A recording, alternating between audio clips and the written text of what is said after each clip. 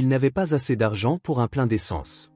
Avant de commencer l'histoire, n'oubliez pas d'aimer et de vous abonner à la chaîne pour voir plus d'histoires comme celle-ci. Mais il lui a donné la seule chose que l'argent ne pouvait acheter, la gentillesse. Elle était en deuil, seule et prête à disparaître jusqu'à ce qu'un inconnu s'assoie à côté d'elle, avec pour seul bien une voix chaleureuse et la photo froissée de son fils. Au matin, son chagrin avait trouvé un but et la vie de cet homme ne serait plus jamais la même. Si vous avez déjà cru qu'un petit acte de compassion pouvait avoir des répercussions capables de changer une vie, vous êtes exactement là où vous devez être. Avant de continuer, dites-nous d'où vous nous écoutez. Nous aimons voir jusqu'où nos histoires voyagent. Les lumières fluorescentes de la station-service Chevron grésillaient au-dessus de la tête de Michael, dont les mains usées par le temps tremblaient légèrement alors qu'il comptait les mêmes billets froissés pour la troisième fois. 11,43 $. La dure réalité de sa situation le frappa comme un coup de poing. « Pourvu que ça marche », murmura-t-il en insérant sa carte de débit dans la pompe. L'écran devint vert, et il laissa échapper un soupir qu'il n'avait pas réalisé retenir. Mais c'est alors qu'il entendit des sanglots étouffés, doux, fendant l'air de la nuit comme un couteau dans le silence. Près de la station de gonflage, une femme était assise, recroquevillée, les épaules secouées par un désespoir silencieux. Sa Mercedes argentée brillait sous les lumières de la station, contrastant vivement avec la douleur brute gravée sur son visage. Michael s'arrêta, les mains toujours sur la poignée du pistolet à essence. Autour de lui, les autres clients passaient en hâte, concentrés sur leur propre mission nocturne, apparemment inconscients de la détresse de la femme. Mais quelque chose au fond de la poitrine de Michael se serra, une reconnaissance qui venait du plus profond de son âme. Il avait lui-même connu ces nuits où le poids de tout menaçait de l'écraser complètement. « Excusez-moi, madame », dit-il doucement, ses bottes de travail raclant le béton alors qu'il s'approchait. « Est-ce que tout va bien ?» La femme releva brusquement la tête, surprise, les yeux rougis, le mascara traçant des sillons sombres sur ses joues. Elle semblait avoir la cinquantaine, avec des cheveux parsemés de fils d'argent, autrefois parfaitement coiffés, mais qui tombaient maintenant librement autour de son visage. Tout en elle parlait de richesse et de statut. Pourtant, à cet instant, elle paraissait complètement anéantie. « Je suis désolée, » murmura-t-elle, s'épongeant frénétiquement les yeux avec un mouchoir. « C'est juste que, je ne sais pas où aller. » Sans réfléchir, Michael se retrouva assis sur le trottoir à côté d'elle. Son propre épuisement, profondément ancré, fut momentanément oublié. Le béton était froid contre son jean, mais la douleur de cette femme faisait appel à chaque instinct protecteur qu'il possédait. « Parfois, on a tous besoin d'un moment », dit-il simplement, sa voix douce malgré la lassitude qui imprégnait chacun de ses mots. « Je m'appelle Michael. Grace. Grace Wellington. » Ils restèrent assis dans un silence complice. Deux inconnus liés par le langage universel de l'épreuve. L'air nocturne portait l'odeur de l'essence et d'une pluie lointaine, tandis que les voitures passaient comme des navires dans l'obscurité. Finalement, Grace commença à parler, ses mots se déversant comme l'eau d'un barrage qui a cédé. « Les funérailles ont eu lieu aujourd'hui, » dit-elle, la voix creuse et lointaine. « Tous ces gens qui présentaient leurs condoléances, me disant qu'ils comprenaient ma douleur. Mais ce n'est pas vrai. Personne ne comprend. » Ses mains se serrèrent en poing. Nathan était tout mon univers. Mon mari est décédé il y a 5 ans, et Nathan était tout ce qui me restait. Michael sentit ses propres yeux s'embuer, sans comprendre tout à fait pourquoi. « Je suis sincèrement désolé pour votre perte. » « Que s'est-il passé ?» La respiration de Grace devint saccadée, et un instant, Michael crut qu'elle n'allait pas continuer. Puis les mots jaillirent, un torrent de chagrin qui s'était accumulé depuis des jours. Mon fils, Nathan, était un brillant architecte de 28 ans, avec toute la vie devant lui. Il travaillait tard dans son bureau du centre-ville quand elle s'interrompit, luttant contre le souvenir. Il y a eu une défaillance structurelle dans le vieil immeuble. Une partie s'est effondrée, et Nathan a été piégé à l'intérieur. Le cœur de Michael se serra tandis que Grace continuait, décrivant 3 jours d'agonie dans les salles d'attente des hôpitaux, à prier pour des miracles qui ne sont jamais venus. Il voulait concevoir des bâtiments qui dureraient des siècles. Des bâtiments qui ne s'effondreraient jamais, qui ne blesseraient jamais personne. L'ironie est dévastatrice. À cet instant, quelque chose changea en Michael. Il sortit son portefeuille en cuir usé et en extirpa délicatement une photographie froissée. Un jeune garçon au sourire édenté et aux yeux pétillants d'intelligence. Voici Tyler. Il a 8 ans. Enfin, presque 9. Il veut devenir ingénieur quand il sera grand. Il dit qu'il construira des ponts qui ne tomberont jamais. Grace prit la photo de ses mains tremblantes, étudiant le jeune visage qui lui souriait. On dirait qu'il a les yeux de son père, dit-elle doucement. Où est sa mère? La mâchoire de Michael se contracta presque imperceptiblement. La vieille blessure, jamais tout à fait guérie, menaçait de se rouvrir. Elle est partie il y a 2 ans. Elle disait qu'être parent était trop difficile. Elle est partie un matin pendant que j'étais au travail et que Tyler était à l'école. Aucune nouvelle depuis. Alors, vous n'êtes que tous les deux? Michael hocha la tête, reprenant la photo et la replaçant soigneusement dans son portefeuille.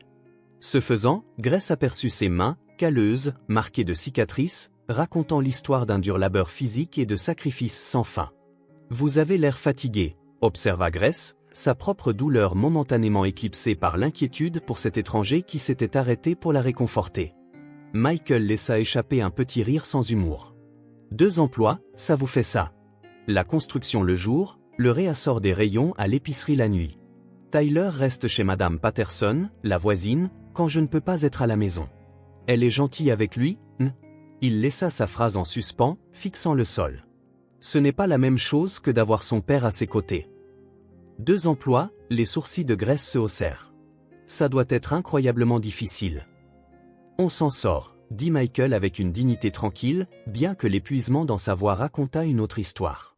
Tyler est un bon gamin, vif comme l'éclair, et il démonte toujours de vieilles radios et des montres que je trouve dans les vides-greniers, pour essayer de comprendre comment elles fonctionnent. Son institutrice dit qu'il a un vrai potentiel. Michael fit une pause, puis ajouta plus bas, j'aimerais juste pouvoir lui offrir plus. De meilleurs vêtements, un plus grand logement, peut-être certains de ces kits scientifiques qu'il regarde toujours dans les vitrines des magasins. Parfois, je le surprends en train de faire ses devoirs à la lueur d'une bougie parce que je n'ai pas pu payer la facture d'électricité à temps. Grace sentit quelque chose se briser en elle. Voici cet homme, luttant clairement pour chaque aspect de sa survie. Pourtant, il avait interrompu sa propre soirée pour réconforter une parfaite inconnue. Le contraste ne lui échappa pas. Elle, avec toute sa richesse et ses ressources, était anéantie, tandis que cet homme qui avait si peu avait encore assez de compassion à partager. « Quelle est la matière préférée de Tyler à l'école » demanda-t-elle doucement. « Les maths et les sciences. Il demande toujours comment les choses fonctionnent. » Mademoiselle Rodriguez, son institutrice, dit qu'il lui fait penser à ces jeunes inventeurs dont on lit l'histoire. Toujours curieux, toujours en train de construire quelque chose. Le visage de Michael s'illumina légèrement en parlant de son fils, et Grace entrevit l'homme qu'il pourrait être si le poids constant des soucis ne l'écrasait pas. La semaine dernière, il a construit un pont en bâtonnets de glace pour un projet scolaire. Je crois qu'il pouvait supporter 9 kilos. 9 kilos avec des bâtonnets de glace et de la colle. Les parents des autres enfants les avaient aidés avec des matériaux sophistiqués, mais Tyler... La voix de Michael se remplit de fierté, il a fait de la magie avec rien. Incita Grace, sentant qu'il y avait plus à l'histoire. L'expression de Michael redevint sombre. Les bonnes écoles, celles avec de vrais programmes de sciences, des sorties scolaires et des ressources, ça coûte de l'argent que nous n'avons pas. Tyler est brillant, mais la brillance ne paie pas les programmes d'enrichissement ou les classes avancées. Je fais tout ce que je peux, je m'échine au travail, mais parfois, sa voix se brisa légèrement. Parfois, j'ai l'impression de le laisser tomber. Grace sortit un mouchoir propre de son sac à main, sans savoir si c'était pour ses larmes ou les siennes. Vous savez ce que je vois quand je vous regarde, Michael? Il secoua la tête, ne faisant pas confiance à sa voix. Je vois un homme qui a interrompu sa propre soirée, aussi fatigué que vous l'êtes manifestement, aussi stressé que vous l'êtes de toute évidence par l'argent, le temps et les responsabilités, pour réconforter une inconnue. Dans un monde où la plupart des gens seraient passés sans s'arrêter, vous avez choisi la gentillesse. Sa voix se fit plus forte, plus assurée. Nathan était comme ça. Même en tant qu'architecte très occupé, il faisait du bénévolat à l'hôpital pour enfants tous les samedis, lisant des histoires aux enfants du service d'oncologie. Il me disait que les petits actes de compassion étaient ce qui donnait un sens à la vie. Que c'était ce qui séparait les humains des animaux, notre capacité à prendre soin des inconnus. Michael essuya ses yeux du revers de sa manche. Votre fils avait l'air d'être une personne incroyable. Il l'était, murmura Grace. Et en étant assise ici avec vous ce soir, je me souviens que son esprit n'a pas disparu. Il vit à travers des gens comme vous. Ils parlèrent pendant encore 1 heure, partageant des histoires qui comblaient le fossé entre leurs mondes si différents. Grace raconta à Michael les rêves d'enfance de Nathan, comment il construisait des structures élaborées en Lego et déclarait qu'un jour, il concevrait des bâtiments qui dureraient 1000 ans.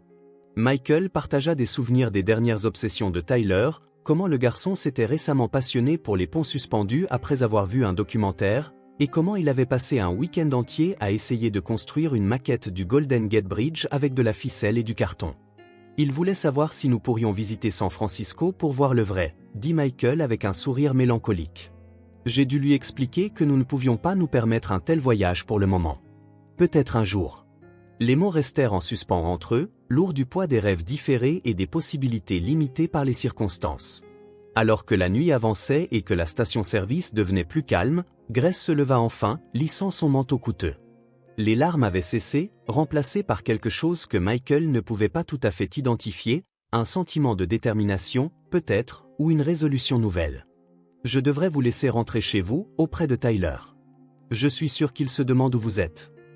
Michael vérifia son téléphone et grimaça. Presque minuit. Oui, je lui avais dit que je serais de retour pour 22 heures. Madame Patterson doit être morte d'inquiétude. Avant que vous ne partiez, dit Grace, plongeant à nouveau la main dans son sac. Je veux que vous ayez ça. Elle lui tendit une élégante carte de visite avec des lettres en relief. Michael la prit, incertain, lisant le nom, Robert Patterson, avocat. Madame, j'apprécie l'intention, mais je ne suis pas sûr d'avoir besoin d'un avocat. Grace sourit, et pour la première fois de la soirée, son sourire atteignit ses yeux. Vraiment, transformant tout son visage. Faites-moi confiance, Michael. Appelez-le simplement demain matin. Demandez-lui des informations sur le programme de bourse de la Fondation Wellington. Programme de bourse ? Le front de Michael se plissa d'incompréhension. Je pense que Tyler pourrait être exactement ce que nous recherchons, dit Grace de manière énigmatique. Promettez-moi que vous appellerez. Quelque chose dans son ton fit acquiescer Michael, même s'il ne comprenait toujours pas. Je vous le promets. Bien. Grace tendit la main, et Michael la serra, surpris par la fermeté de sa poigne. Merci, Michael, pour tout. Ce soir, vous m'avez rappelé qu'il y a encore du bon dans ce monde pour lequel il vaut la peine de se battre. Ils se séparèrent sur le parking, Michael montant dans sa vieille Honda Civic, tandis que Grace rejoignait sa Mercedes.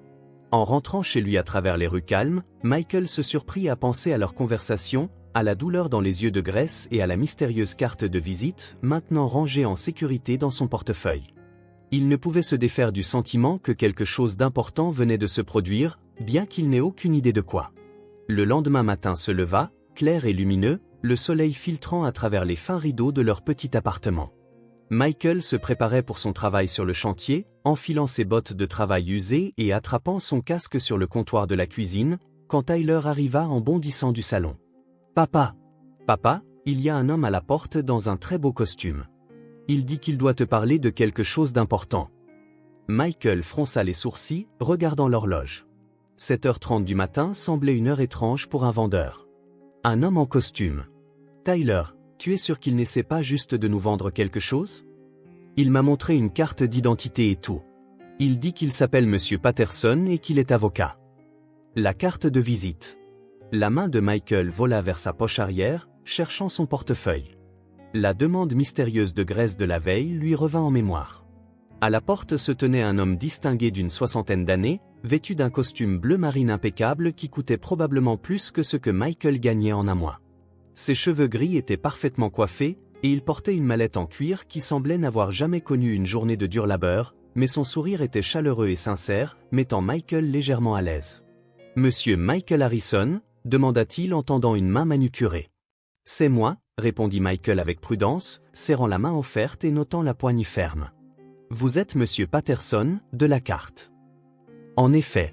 Je représente la Fondation Wellington. » L'expression de l'avocat devint plus sérieuse. « Je crois que vous avez rencontré Madame Grace Wellington hier soir dans une station-service. » Michael hocha lentement la tête, encore en train d'assimiler la nature surréaliste de la situation. « Oui, monsieur. Est-ce qu'elle va bien ? Elle avait l'air très bouleversée. Elle va beaucoup mieux ce matin, en fait, en grande partie grâce à votre gentillesse de la nuit dernière. » Monsieur Patterson jeta un coup d'œil par-dessus l'épaule de Michael dans le petit appartement. « Puis-je entrer ?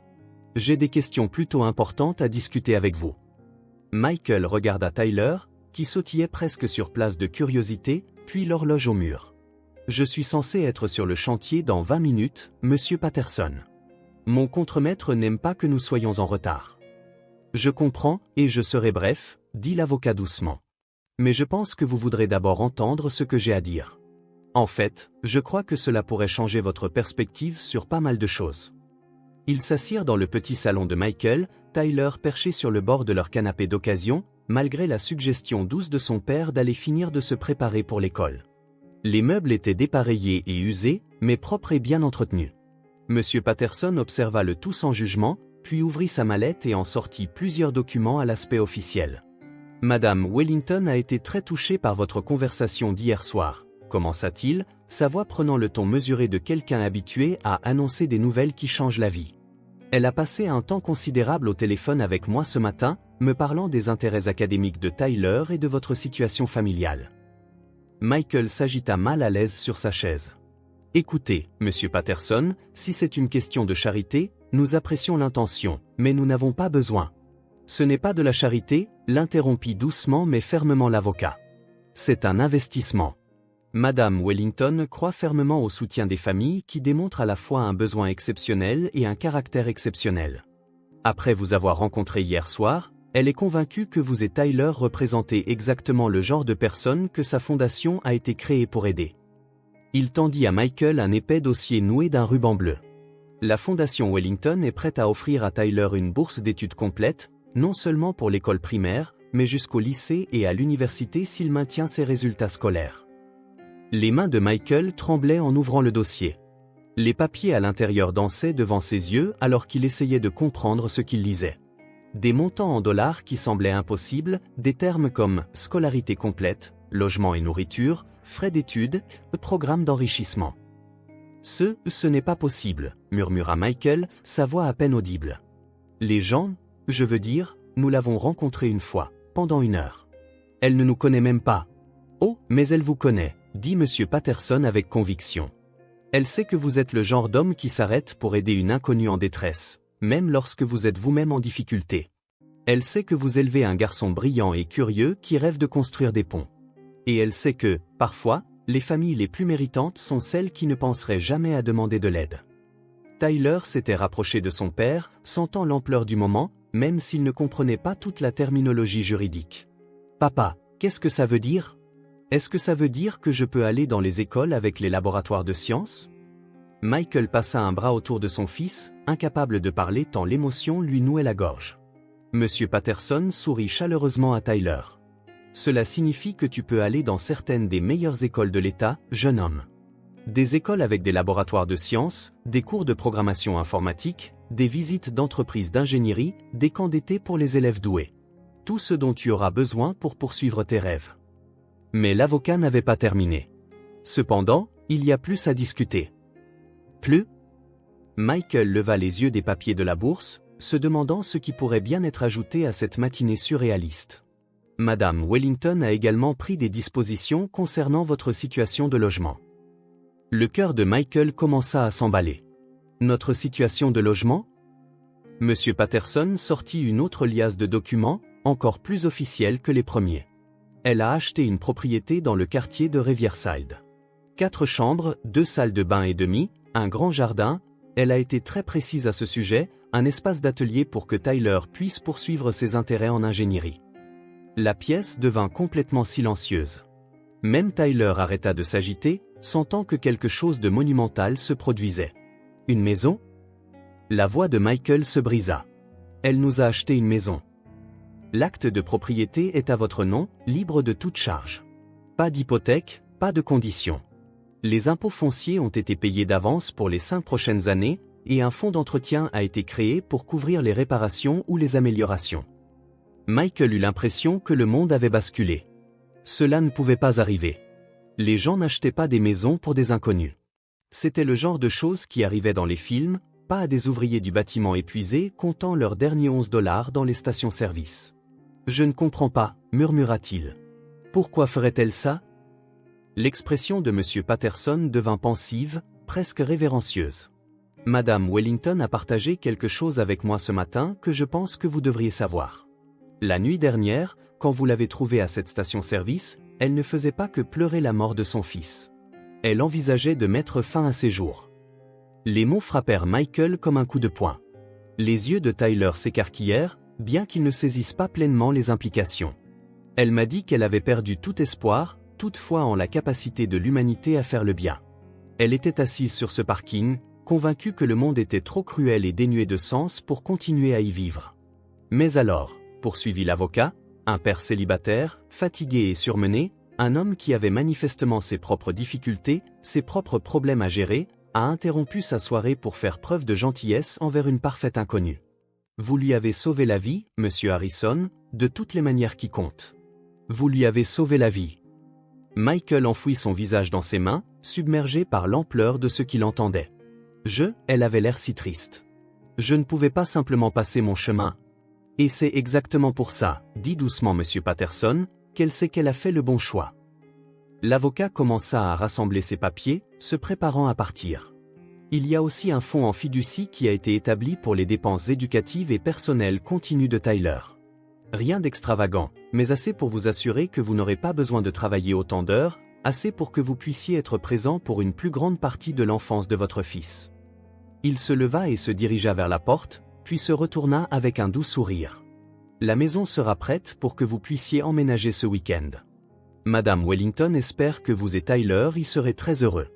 Alors que monsieur Patterson tendait la main vers la poignée de la porte, Michael retrouva sa voix.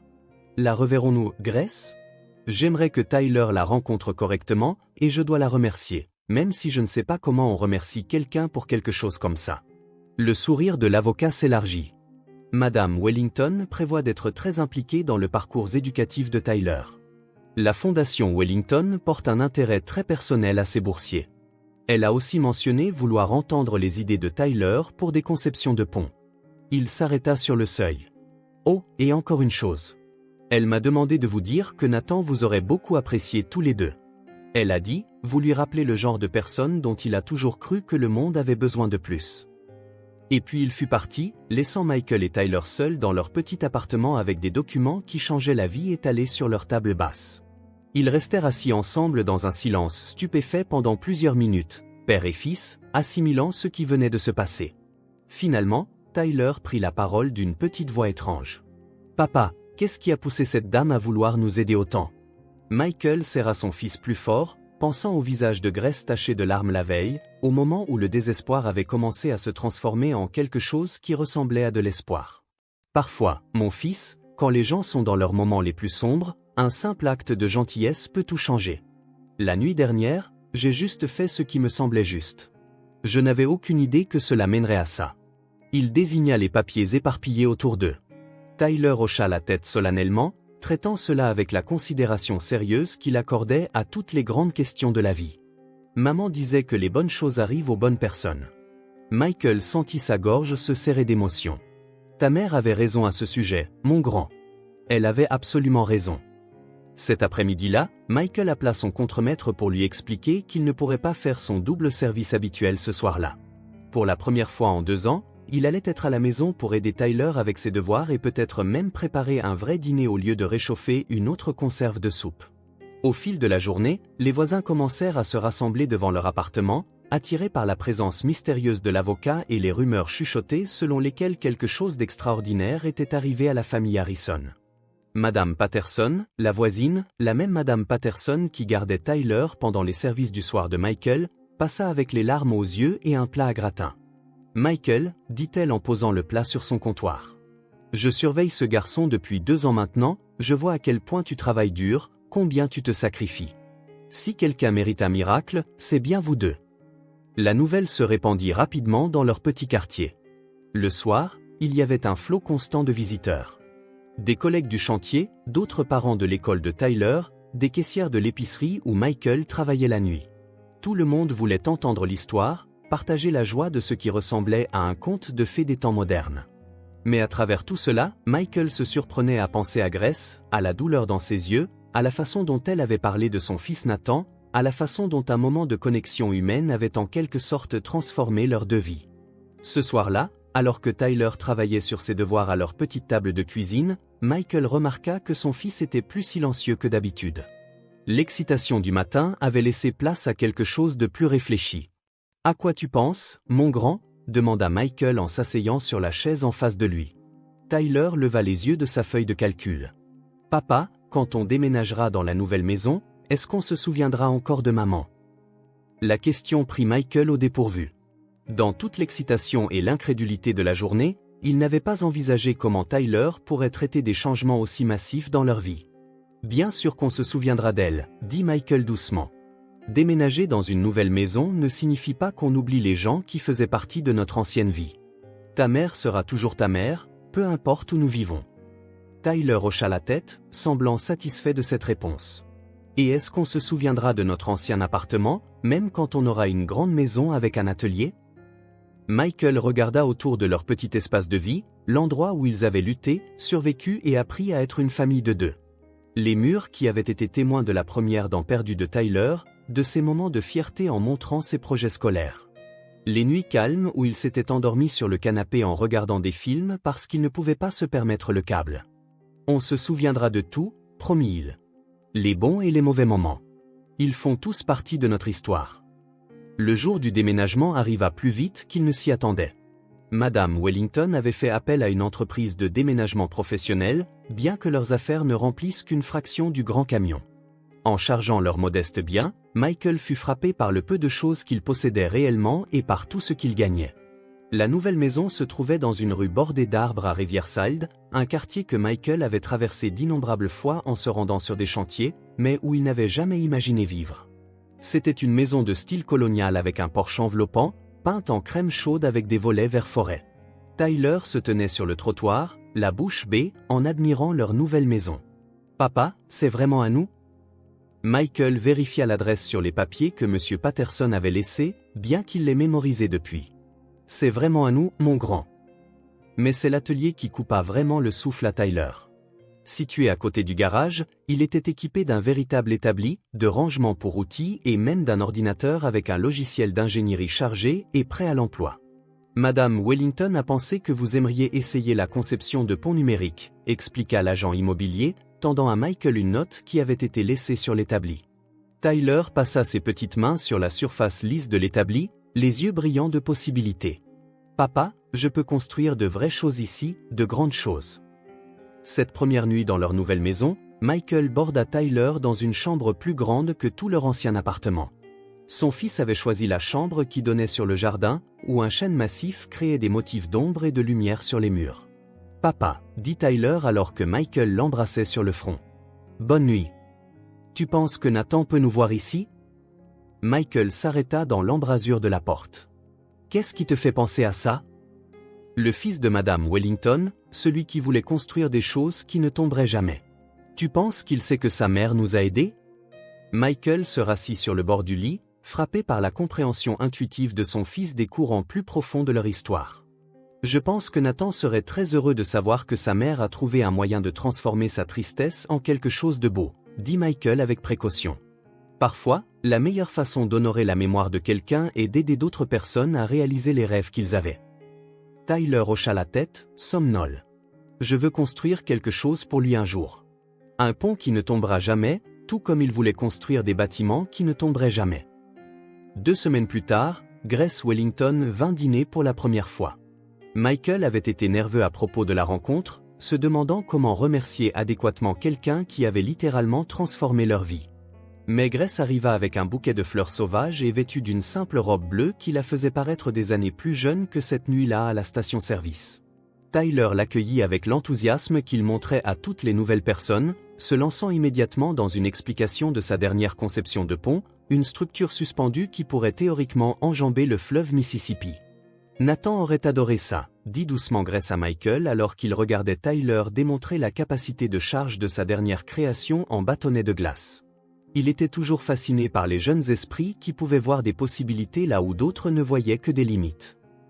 Pendant le dîner, Grace partagea d'autres histoires sur Nathan, son obsession d'enfance pour les Legos, son premier emploi de dessinateur junior, le jour où il a obtenu son diplôme d'architecture.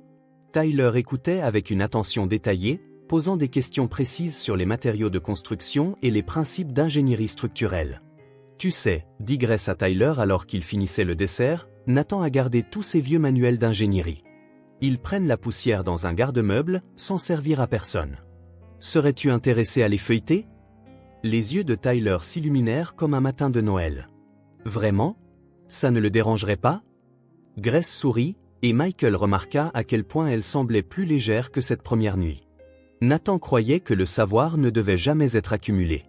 Il serait ravi de savoir que ces livres inspirent la prochaine génération de constructeurs de ponts. Alors que Grace se préparait à partir ce soir-là, elle prit Michael à part sur le porche. La rue était calme, illuminée par les chaudes lumières des porches et la douce lueur des lucioles dans le chêne. « J'ai besoin que vous sachiez quelque chose, » dit-elle, sa voix sérieuse mais paisible. Cette nuit-là, à la station-service, j'avais complètement abandonné. J'étais assise dans ma voiture après avoir quitté la tombe de Nathan et j'avais pris une décision dont je ne suis pas fier. Michael attendit, sentant l'importance de ce qu'elle allait partager. Mais alors, cet homme fatigué et gentil s'est approché de moi. Ce père qui avait toutes les raisons de se concentrer sur ses propres problèmes, ses propres luttes. Et au